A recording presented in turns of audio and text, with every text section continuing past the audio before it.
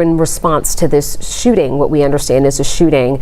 And we are just now seeing that the GBI has now confirmed 4 people dead, 9 hospitalized. That information coming again from the Georgia Bureau of Investigation of 4 people dead, 9 hospitalized.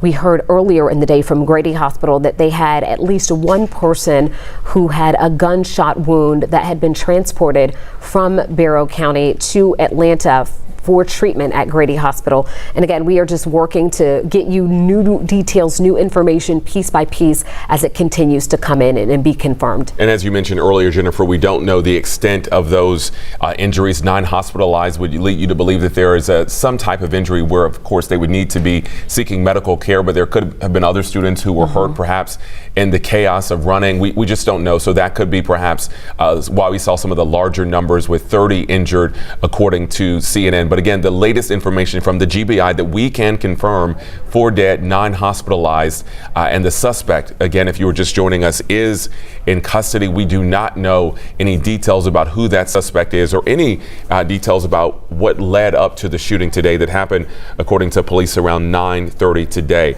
We have been hearing on the ground within the last hour from a lot of students who witnessed this. We have heard that it happened, according to students, around the 10th grade hallway. Several students reported hearing the gunfire this morning. Students telling us that they ran in the corner, they turned off the lights. Many of them ran for cover if they were in an area where they could do so. But this is all contained, according to police at this point. And now the investigation really starts as to what happened here, why it happened, and interviewing those students who are still at the school is a big part of figuring all of that out. And you mentioned those interviews. We heard from a neighbor who was checking on a friend's child out there at Appalachian High School that the GBI is in fact interviewing students out there at this hour. We know that the unification process has begun and that some family members are being reunited with their students, but we also know that some students are being held back so that they can in fact be interviewed, so that the GBI can learn